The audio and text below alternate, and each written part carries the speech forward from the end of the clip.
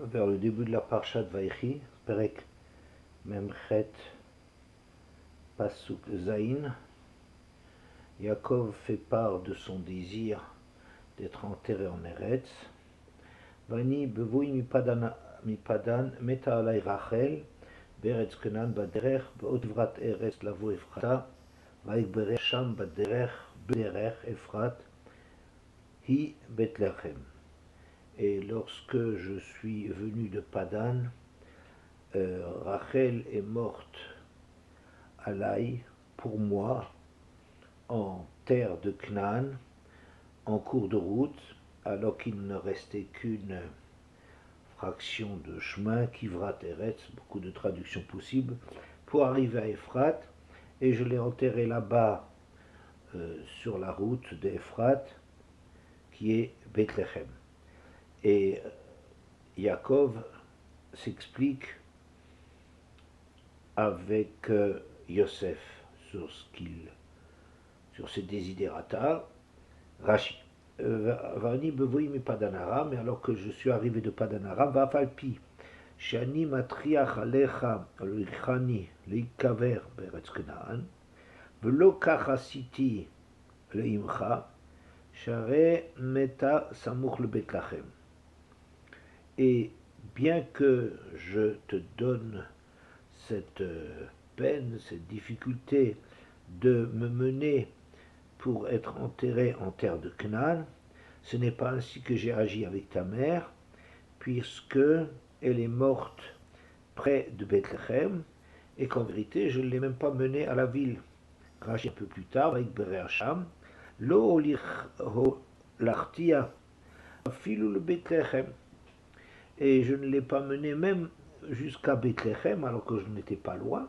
L'Achnissal Aretz, pour l'introduire dans la région de Bethléem, Vidati Sheish Belibra Alay, et je sais que tu m'en veux, quelque part dans ton cœur, tu as un ressentiment envers moi. Avaldalcha, chez Alpi Adibour Kevarti Hacham, mais tu dois savoir que c'est sur l'ordre d'Hachem que c'est là-bas que je l'ai enterré. Chez Tehe El Ezra le Vanea, que chez Yigle Otam Nebuzaradan, pour qu'elle vienne en aide à ses descendants lorsque Nebuzaradan exilera les Juifs, Vayu Ovrim Derer Sham, et qu'ils passeront par ce chemin où elle est enterrée donc, Yatzta Rachel al Kivra Ubracha Umevakeshet Alhem Rachamim, et Rachel sortira de sa tombe et pleurera et demandera pitié et compassion d'Hachem pour ses descendants. Chez Neymar, Kol Barama Nishma Vegomer, Akadosh Baruch Hu Mishuva Yesh Sachar Lifulater, Neum Hashem Veshavu Banim Ligvuler. Et comme on dit dans le verset, qu'on entend une voix là-bas sur la hauteur, c'est Rachel qui pleure pour les Béné Israël, et Akadosh Baruch Hu lui répond, et il y aura une récompense à ce que tu veux faire, et les enfants finiront par revenir dans leur territoire. Voilà. Donc, ici, contrairement à ce qu'il demande, que Yaakov demande à Yosef d'être enterré en Eretz, il n'a pas agi de la même façon envers Rachel. Ce que Yosef considère avec beaucoup de ressentiment, que pourquoi papa n'a pas enterré maman, au moins en l'amenant jusqu'à Bethléem. Et là-dessus, Yaakov déclare que c'était sur l'ordre divin pour qu'elle soit là pour pleurer pour ses descendants lorsqu'ils seront emmenés en exil.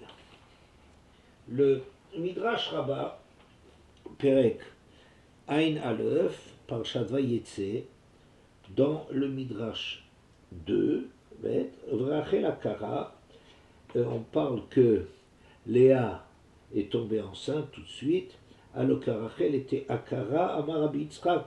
Rachel Haïta Ikaro Shel Baït, que Akara, ça nous donne à penser qu'elle était Ikaro, l'essentiel, le pilier de la maison, que Moshe Lemar, Rachel Akara, Rachel était littéralement stérile, mais en vérité les Chachamim prolongent le sens pour pilier de la maison.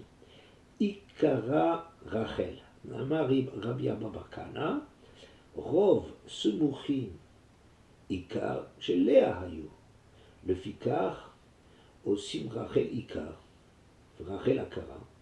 Étant donné, dit Rabbi Abba bar Kana, que la plupart de ceux, quand ils étaient à table, provenaient de Léa, qui avait 6 tribus, alors que Rachel n'en a que 2, et tu aurais donc imaginé que c'est Léa qui est le centre essentiel de la maison. C'est pour ça qu'on a besoin de dire que Rachel Ikar, que c'est Rachel qui est l'essentiel. Rachel Akara.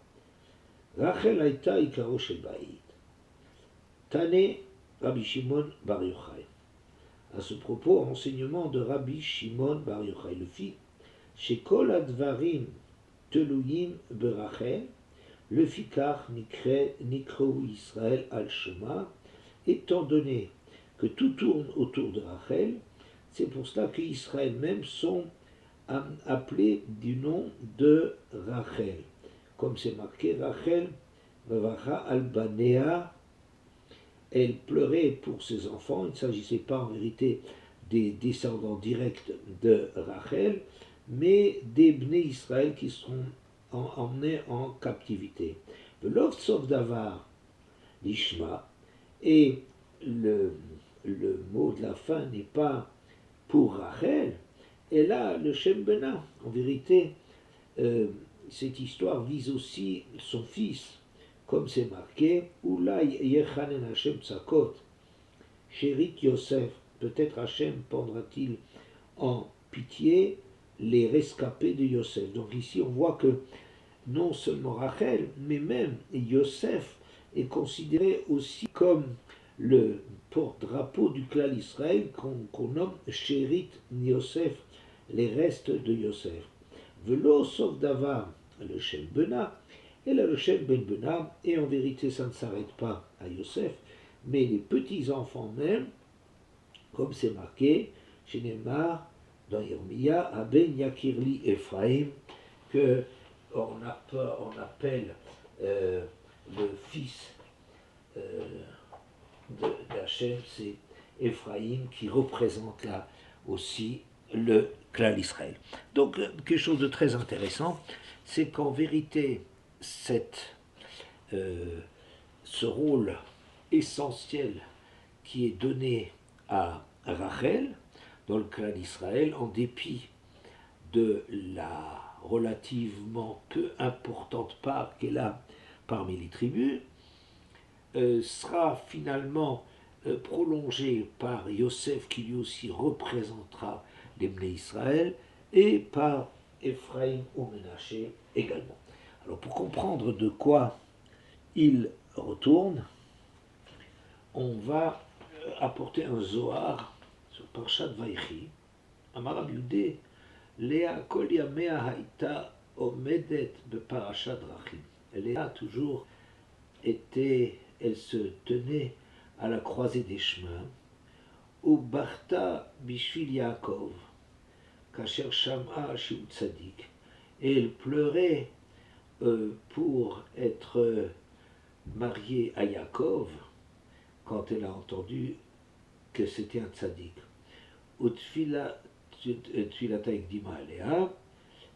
Et donc c'est ça qui va faire que est né Léa raconte que ses yeux sont ternes. Elle a tellement pleuré pour échapper à son mari au mari qui lui était promis, et ça en l'occurrence qui était un rachat, et pour lui échapper au bénéfice de Yaakov, que ses yeux en ont été ternis. Et Zohar, comme Shidbayer Sheikdimata Veyashva Parsha Drachim, l'Ishol Alav, Rachel lo yatsa le Drachim Lolam. Tandis que Rachel jamais n'est sortie, on ne la voit pas du tout sortir et s'intéresser au monde extérieur. Le Fikar Zarta Léa, le Ikaverimo, Rachel, Omed Kivra, de Parasha Drachim, Unik Beracham.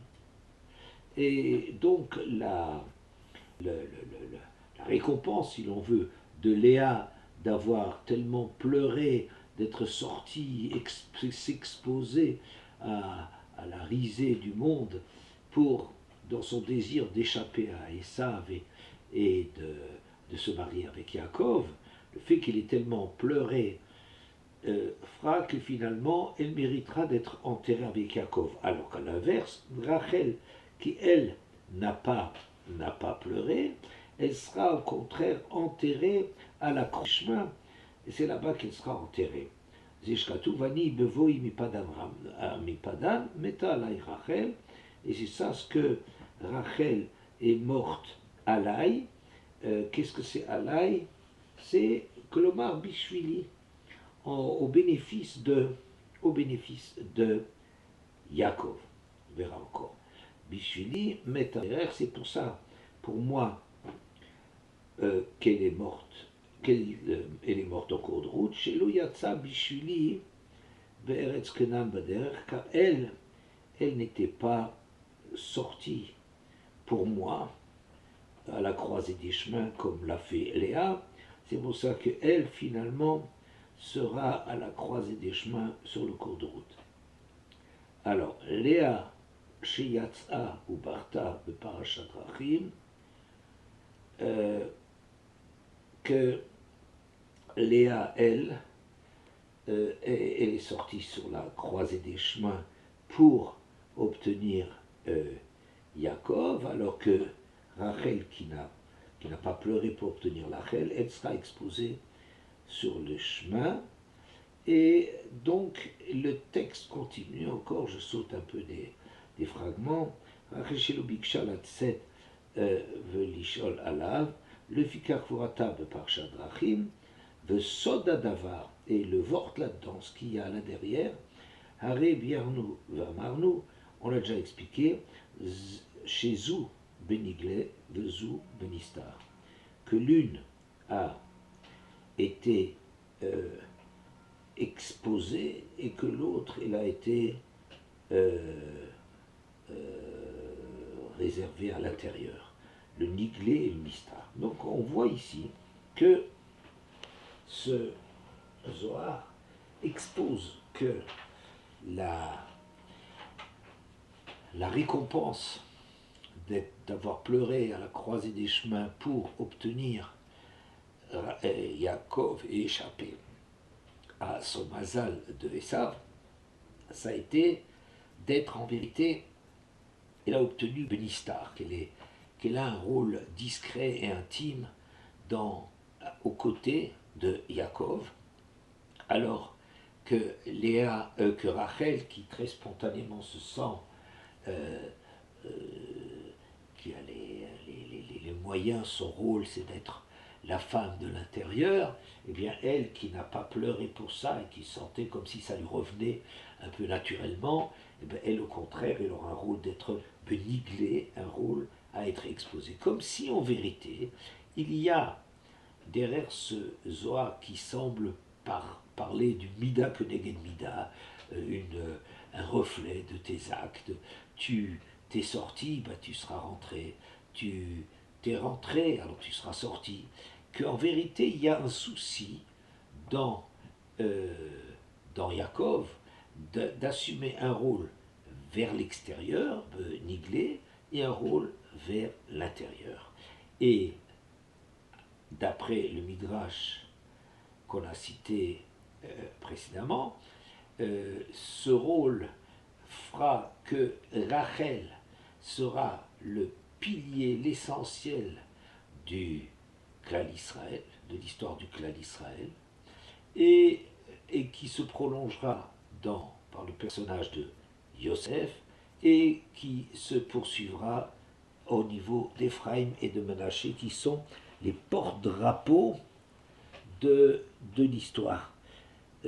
Donc un peu compliqué à comprendre parce que en vérité on voit bien que Léa elle avait un caractère de sortie. Tetse Léa, Tetse Dina, Ima Kubita, on voit qu'une caractéristique de, de, de Léa, c'était effectivement que c'était quelqu'un qui était ouvert sur le monde.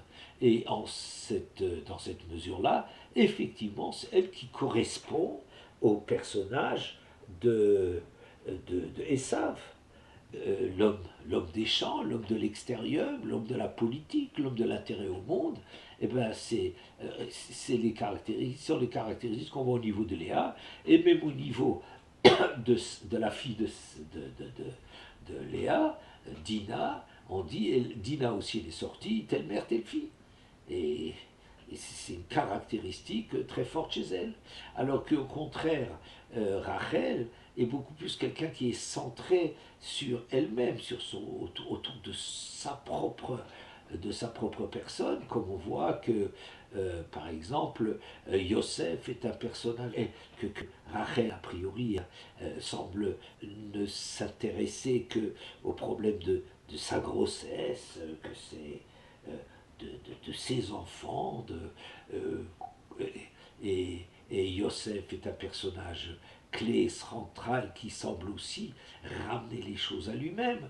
Et le monde, il peut entendre dans ce monde que tout le monde se prosterne, y compris son père devant lui. Et, et d'ailleurs, Dan, qui est l'enfant adopté, ou qui se situe du côté de Rachel. Dan, c'est le fils aîné de Bilha, la servante de Rachel. Lui, Dan, c'est aussi un individu qui avait comme fonction d'ailleurs de récupérer tous les individus qui étaient chassés, qui étaient expulsés de cette protection du Hanané Kavod, protection du clan Israël. Donc lui, il est en mesure, il est tellement individualiste qu'il est capable de répondre aux besoins de ceux qui sont expulsés par cette dimension collective du peuple juif. Bien. Donc, il y a ici un peu un paradoxe, que le paradoxe suivant, c'est que, en vérité, qu'est-ce qu'on est en train de dire?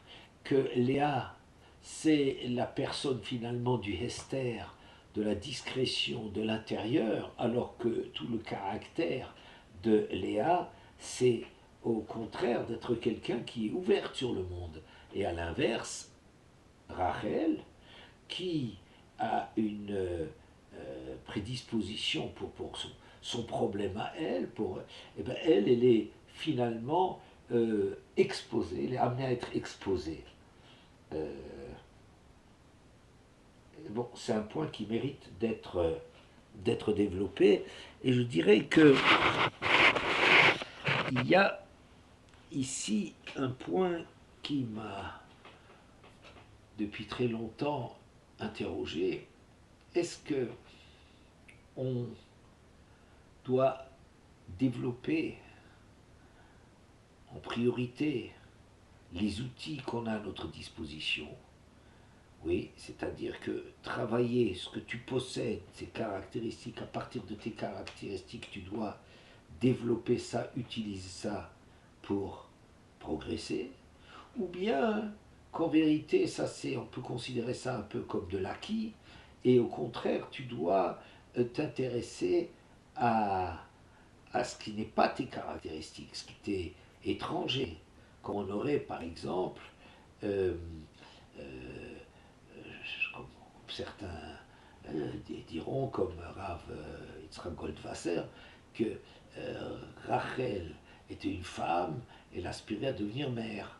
Euh, Léa, qui était une mère, très naturellement une mère, ben elle, son aspiration, c'était d'être femme. Mais on a l'impression, en vérité, que les choses sont plus euh, débordent un peu de ce schéma, dans la mesure où, quand Rachel veut des enfants, elle ne cherche pas, elle sera finalement exposée pour être en, pour venir à la rescousse de tous les bénis Israël qui seront exilés, pas seulement ses descendants directs, mais tous les descendants. Donc c'est pas tellement une espèce d'inversion que ce qu'on a finalement, où on ne s'y intéresse pas trop, où on considère ça comme un acquis, et le problème c'est de travailler dans ce qui nous manque. C'est peut-être pas comme ça. Alors moi je vois les choses de la façon suivante. C'est que la, on doit travailler à partir de ce qui nous est, de nos données de base qui nous sont plus proches, dans lesquelles on évolue très spontanément et naturellement, mais que le désir de servir Hachem, à partir de ces données, va nous amener à nous intéresser, à élargir le travail, la Avodat Hachem que nous avons à faire. C'est-à-dire que quelqu'un qui a comme caractéristique d'être proche de lui-même, très spontanément, Rachel ne pleure pas, elle possède comme ça d'une façon naturelle cet intérêt, cette sniout caractéristique, cette intériorité, cette proximité avec elle-même et ses valeurs profondes. En voulant servir Hachem, on est amené à élargir ce champ-là et être amené, c'est pas qu'on se désintéresse de ce qu'on est, mais on approfondit, on élargit ce qu'on a comme données en poursuivant son travail, en recherchant constamment à servir Hachem du mieux possible. Et à partir de ce qu'on est, on va atteindre et englober des dimensions qui au début nous étaient étrangers. C'est-à-dire Rachel, qui est très naturellement la femme de, euh, de Yaakov, va finalement devenir la mère du clan Israël, parce que elle ne se contente pas, elle n'en reste pas là, et donc découvre encore des dimensions plus cachées, moins évidentes dans sa personne, mais que la Avodat Hashem lui fera finalement découvrir. Et à l'inverse, Léa, qui au départ se caractérise par une ouverture, une adéquation avec le monde extérieur, finalement, en travaillant là-dessus, va être amené à sentir la nécessité d'intérioriser les choses, d'approfondir les choses. Donc, il y aura deux mouvements. Il y aura un mouvement de celui qui est un individu va être amené progressivement à élargir son champ, et alors que celui qui spontanément est ouvert, il sera amené à approfondir les choses et à rentrer dans son intimité, à développer l'intimité, son intimité. Et je dirais que quand Yaakov a lutté avec le Sarosh et les Av, en vérité c'est marqué Vayakilo Yachollo, et que le malach ne pouvait rien contre lui, contre le personnage de Yaakov. Contre le personnage de Yaakov, le malach des Sav ne pouvait rien. Mais qu'est-ce qu'il a fait? Il a touché le point faible chez Yaakov, ou le point qui reste à développer, c'est la descendance. Que Vateka Kaflier Yaakov, ça veut dire que les tzadikim, les générations à venir, ont été touchés dans la lutte du malach, c'est-à-dire que cela, c'est encore une grande interrogation au niveau du clan d'Israël. Donc il y a deux niveaux à travailler. Il y a le niveau du personnage même de Yaakov, et cela, je dirais, Léa est finalement a abouti à être la femme de ce personnage, de l'authenticité, de la grandeur du personnage de Yaakov, alors que Rachel, elle s'est intéressée à la descendance, à l'expression, à la durée, dans la durée, un Yaakov dans la durée. C'est ça le développement auquel Rachel sera confrontée. Et sur cette base-là, on pourrait peut-être comprendre le, le problème de, de ce désir très puissant, de ce désir très puissant de maternité que l'on trouve chez Rachel. C'est dans le Perek Lamed, au début du Perek Lamed Parashat Vayetse, Vatere Rachel Kilo Yalda, le Yaakov, Vatkane Rachel Barota. Rachel, voyant qu'elle n'arrivait pas à donner des enfants à Yaakov, a été jalouse de cette dimension qu'il y avait chez sa sœur. Vatomer el Yaakov haveli banim vimain meta anochi, et dit à Yaakov, donne-moi des enfants, sinon je vais mourir. Vichar af Yaakov Rachel, et Yaakov s'est irrité contre Rachel. Vayomer atachat Elokim, alors qu'est-ce que tu me demandes comme de jouer quel rôle? Tu imagines que je suis sur la partie d'Hachem? C'est Hachem qu'il faut demander, c'est pas à moi qu'il faut le demander. Hachem Anami mère privaten, c'est Hachem qui t'a refusé les fruits de tes entrailles. Et donc, et après dit, va ton mère, Hine Amati Bila, Boeleha, Teled al-Birka, va venir Gamanochi Numena, et elle déclara, Rachid très intéressant dans lequel on ne va pas rentrer, que voici ma servante Bila, va avec elle, et que je puisse élever ses enfants, et que à travers elle, je puisse moi aussi être construite. Alors on a l'impression, souvent c'est expliqué cette dispute, cette tension dans le couple Rachel et Yaakov, comme une femme qui vient pleurnicher auprès de son mari, elle veut quelque chose, elle y tient beaucoup, et elle vient demander à son mari, écoute, donne-moi une grossesse, et peut-être le problème est très très différent. C'est que on fait toujours remarquer, je fais toujours remarquer que Anochi, le terme d'Anochi s'oppose à Ani, c'est la réalité profonde, ma réalité profonde, c'est moi, c'est pas je, tu, il, elle. Et donc, elle dit, donne-moi des enfants, vimain meta anochi, sinon mon être il meurt. Qu'est-ce que ça veut dire mon être meurt? Mon être meurt, ça veut dire que ma dimension, elle, ma dimension n'est pas accomplie. Pour approcher cela, de la Gemara dans Brachot, la Medalef, à Moudbet, que Chana, elle a fait le procès un peu, elle a fait une fila et un procès à Hachem, qui s'est marqué, va, Titpalel Chana al-Liba, elle a pleuré sur son cœur, qu'est-ce que ça veut dire sur son cœur? Elle a dit, tout ce que tu as mis dans une femme, tu as mis des yeux pour voir, un nez pour sentir, une bouche pour parler, pour manger, des bras pour agir, des pieds pour se déplacer, et sur le cœur, ça veut dire une poitrine pour allaiter. Et comment est-ce que tu as pu me créer avec tous les attributs d'une femme et ne pas me donner des enfants à allaiter, à liba. Et la Gemara continue un peu plus tard en disant Chana Etichad Varin Klapé Mala. Elle a fait un procès, si l'on peut s'exprimer ainsi, à Hachem. Atipalel à Hachem.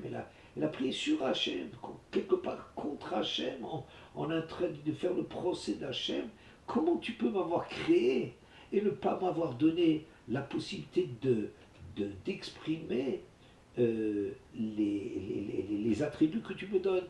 Et moi j'aurais dit qu'il faut, dans le même sens, Imken, Lama Anochi, mais Imken, Meta Anochi, si c'est comme ça, je meurs, je suis morte, je n'ai pas la possibilité de développer les choses que tu as mis en moi. Et alors qu'est-ce que c'est cette histoire de Bila? On peut expliquer comme ça, que Rachel a, dans son désir de servir Hachem, elle a un désir qui n'est pas un désir égoïste. Moi aussi, je veux des enfants. Ma soeur a des enfants, il n'y a pas de raison que je n'en ai pas. C'est pas cela. Il n'y a pas de ça qu'il s'agit.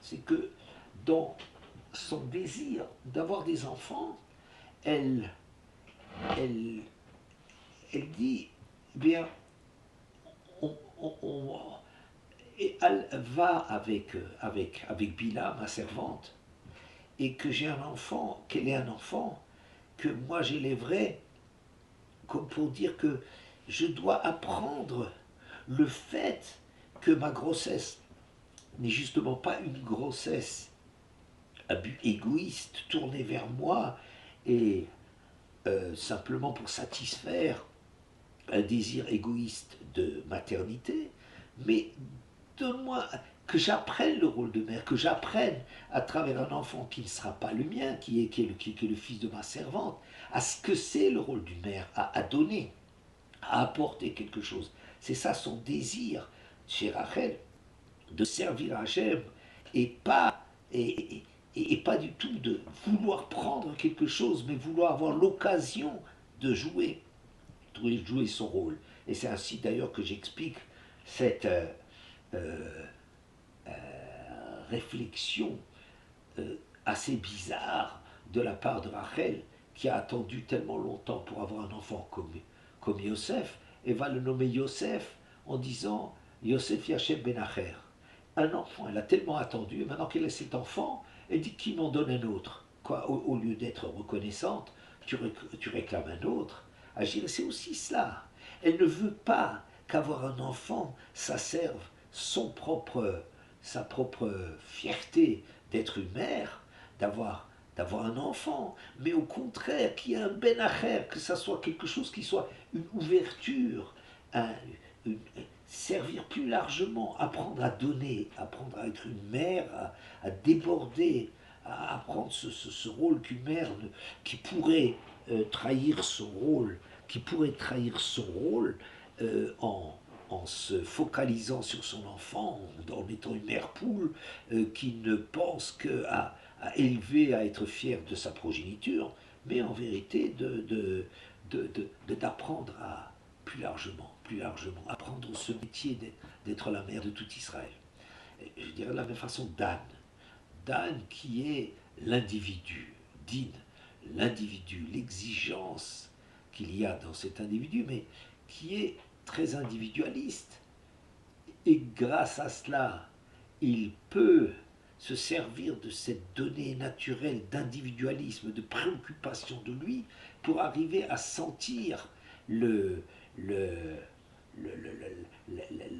les gens autour de lui qui n'atteignent pas la dimension, qui sont expulsés de la dimension de klal de la nuée. Et je dis, Maasef le kol al-machanot, cette qualité qu'il a de sentir, de percevoir des besoins individuels, parce que lui c'est typiquement un individu, cette capacité-là, il va s'en servir pour déborder, pour utiliser les gens qui ne sont pas spontanément sur la bonne longueur d'onde du klal,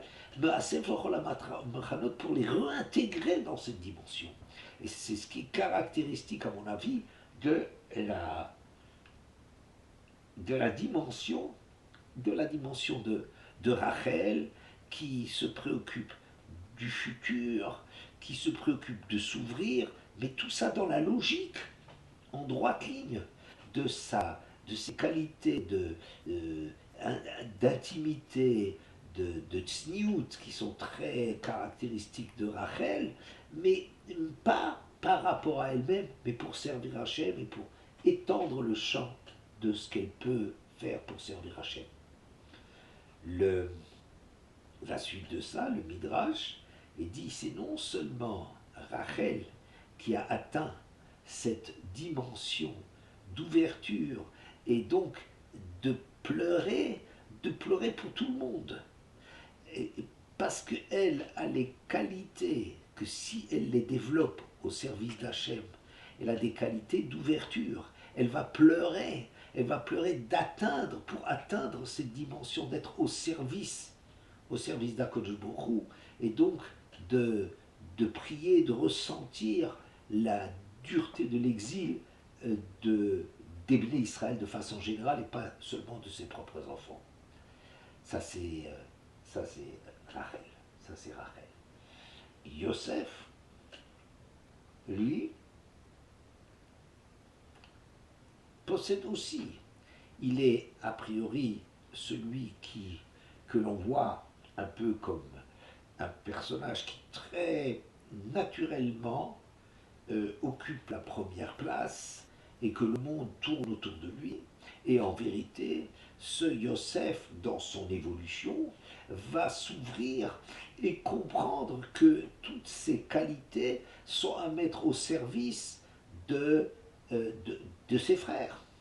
Alors qu'au départ, il possède des qualités euh, d'individu, l'individu dans le clan d'Israël, l'individu par excellence, c'est Yosef, mais en étendant son travail et la réflexion sur le service d'Hachem, il va se mettre au service des autres tribus. On peut remarquer, ce qu'on a déjà fait par le passé, que lorsque Yaakov va donner comme mission à Yosef, Lechnav et Shlom Achecha, et Shlom Atzon, va t'enquérir de l'état de la paix de tes frères, Itichinani, bien qu'il savait que ses frères le haïssaient, bien que Yaakov savait que les frères voyaient d'un mauvais œil cette place spéciale accordée dans la maison à Yosef, eh bien, Yaakov demande comme un service à Yosef de se sacrifier, de courir ce risque absolument terrible, de faire la paix avec ses frères, et il l'envoie à la mort. Et c'est pour cela, sans doute, que pendant toutes ces années, il sera inconsolable de la perte pour la perte de Yosef, pardon, parce que c'est finalement lui qui a choisi et Yosef qui a accepté cela. Comme on a déjà dit par le passé, qu'il y a une Akedat Yitzhak qui n'est pas seulement celle d'Abraham qui va sacrifier Yitzhak, mais il y a aussi celle de Yaakov qui va sacrifier Yosef. Et je rajoute à ce qu'on a dit par le passé que la Akedat Yitzhak de Abraham, par Abraham de son fils, et Yitzhak qui participe à cela et qui donne sa vie pour, accomplir la volonté de son père, ça c'est une Akedat Yitzhak au niveau de Ben Adam Lamakom. C'est servir Hachem pour aller jusqu'à tout donner, ne rien refuser, et donner d'un cœur entier dans la simcha tout ce que l'on possède de mieux pour servir Hachem. Mais l'autre Akedat Yitzhak, que j'appelle aussi la Akedat Yitzhak, c'est Ben Adam Ravero. C'est un Yaakov, à la place, en lieu et place d'Avraham Avinu, Yosef en lieu et place de Yitzhak, qui accepte de se sacrifier, de risquer sa vie, de faire don de sa personne pour arriver à créer un clan d'Israël. Et ça, c'est l'extraordinaire dimension, le travail extraordinaire avec un risque absolument fou de Yaakov qui envoie son fils et on rencontre les mêmes éléments. C'est un service qu'Hachem lui demande. Ça veut dire que c'est une chose qu'on ne peut pas ordonner. On ne peut pas dire à quelqu'un tu as une mitzvah de tuer ton fils. Pas du tout. C'est une chose qu'on se rend compte qu'elle est fondamentale, mais ça ne peut que émaner de la profondeur d'Avraham Avinu, de servir Hachem de tout son cœur, et de Yaakov de construire un clan d'Israël de tout son cœur. Et donc, cette dimension-là est une dimension également où Yaakov est le porte-drapeau de tout Israël.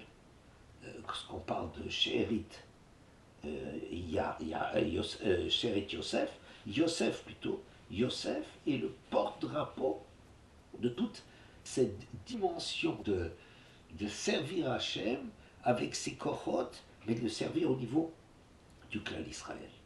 Maintenant, il y a quelque chose de très curieux. Quelque chose de très curieux, c'est que Yaakov, qui a tellement souffert, de ce, d'avoir risqué, Yosef, d'avoir risqué la vie de Yosef et qui a pu le croire perdu pendant 22 ans, toute une période sombre de sa vie, il est en train apparemment de recommencer, de refaire la même chose avec Ephraim et Menaché.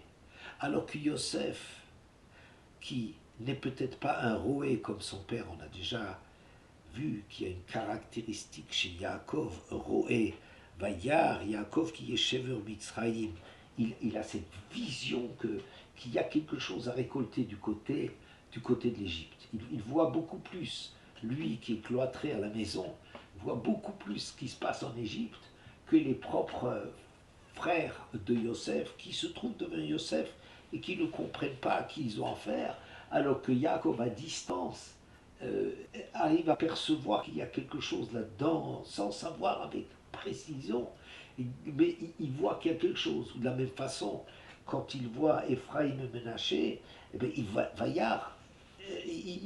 voit quelque chose. Il voit qu'un avenir, il voit de quoi l'histoire elle est faite.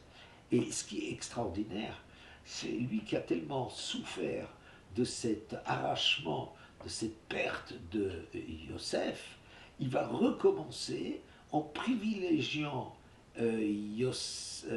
Ephraim par rapport à Menaché. Que de nouveau, il crée de la rivalité, de la rivalité, il remet cela.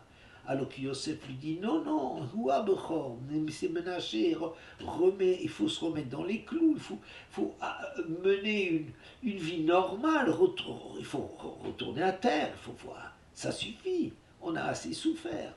Et Yaakov y remet ça. Alors le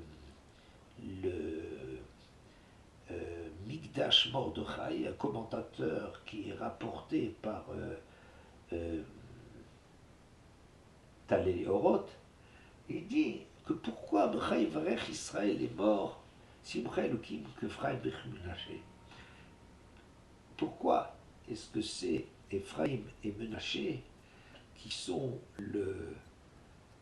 la bénédiction par laquelle Israël sera béni, n'est-ce pas? Alors, par laquelle on bénit les enfants. Alors, il dit que toute l'histoire, depuis le début, c'est un essai de faire cohabiter des frères, et qui a toujours été un échec extraordinaire. Caïn et Hevel, ensuite il y a Yitzhak et Ishmaël, ensuite il y a la compétition, la rivalité entre Yaakov et Esav, et ensuite il y a la rivalité entre Yosef et ses frères, et finalement la réussite de ce projet de bénir les enfants, ça sera avec Ephraim et Menaché, que bien que Ephraim a eu le beau rôle par rapport à Menaché, on ne voit nulle part de tension et de rivalité exprimée entre Ephraim et Menaché. On ne voit pas de jalousie de la part de Menaché, bien qu'il cède le pas a priori à Ephraim.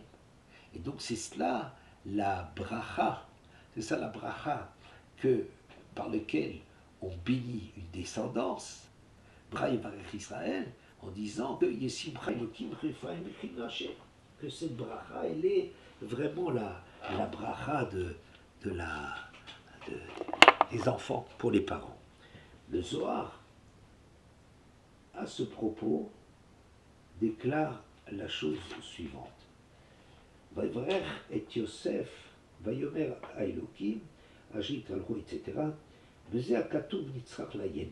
Ce verset-là de la bénédiction de Yosef, finalement, a mérite réflexion. Vaïvarech et Yosef. Shelo nimtzet kan, Yosef, et le Levanav. Qu'est-ce que c'est marqué? Que Hachem Vaïvarech et Yosef, Vayomer Elokim, Shelitralou, etc. Il est annoncé qu'ici on va bénir Yosef. Or, on ne trouve pas ici de traces de bénédiction pour Yosef, mais rien que pour ses enfants. C'est-à-dire qu'il y aura dans les 12 tribus, par la suite de la paracha, une très longue tirade de brachot réservée à Yosef. Et pourtant ici, au niveau de ses enfants, on annonce que c'est Yosef qui est béni, alors que finalement on ne voit que la bénédiction des enfants. Ve'im levanav hayat tzarich lomar vayachem. Et comme ici c'est les enfants qu'on bénit, alors pourquoi on n'a pas marqué vayachem? Il les a bénis, pas il a béni Yosef, puisqu'il n'y a pas de bracha de Yosef ici. Vayachem Yosef, velo nizkar kan shinit barech Yosef. Qu'est-ce que ça veut dire si on a béni Yosef, mais sans mentionner de bracha pour Yosef? Oui. Alors donc on dira que ici la bracha qu'il y a, alors on ne peut pas dire qu'il s'agit simplement que la meilleure bracha que l'on peut faire pour des parents, c'est que leurs enfants vivent en bonne harmonie. Le souci que les parents soient continués par une descendance qui se serrent les coudes, qui sont proches les uns des autres, qui s'apprécient, qui s'invitent les uns et les autres, c'est la plus grande bracha qu'il y a. Que la bracha pour Yosef, ce serait celle de l'union qu'il y aurait dans sa descendance, ce qui permet de penser qu'il va y avoir une suite à Yosef. Mais peut-être, on veut dire la chose suivante, que Yaakov, en vérité, il veut mener à bout cette mission qu'il a de construire le clan d'Israël. Et au niveau de Yosef et de ses frères, ça n'a pas bien abouti. Chacun reste encore toujours un peu sur ses positions. Il y a une union de façade, mais qui se lézarde assez rapidement dès qu'on a le moindre soupçon de la part de Yosef, comme quoi il se serait éloigné de ses frères. Tout de suite, les frères sont en train de se méfier, de ne pas faire confiance, et voilà. Et ici, on veut dire, avec Ephraïm et Menaché, Yaakov est en train de réaliser ce projet de Hitkalelut, ce projet d'être le porte-drapeau, d'être l'indication de la volonté de Yaakov tout le long, cette volonté qu'il a pour sa descendance, cette volonté que Rachel a incarnée, cette volonté que Yosef a constamment entretenue, et cette volonté qui va réussir au niveau de Ephraïm et de Menaché. Et c'est cela, si on peut voir que l'aboutissement du côté de Rachel, ça va être d'assurer la face visible du servir d'Hachem, du service d'Hachem, ces faces visibles, Pharésia, Begaloui, dont parle le Zohar, va être assurée par celle qui, naturellement, par sa préoccupation de servir au mieux avec ses forces, avec ses données de service au mieux le Créateur, eh bien, ça sera assuré par toute cette lignée de Rachel et de ses descendants.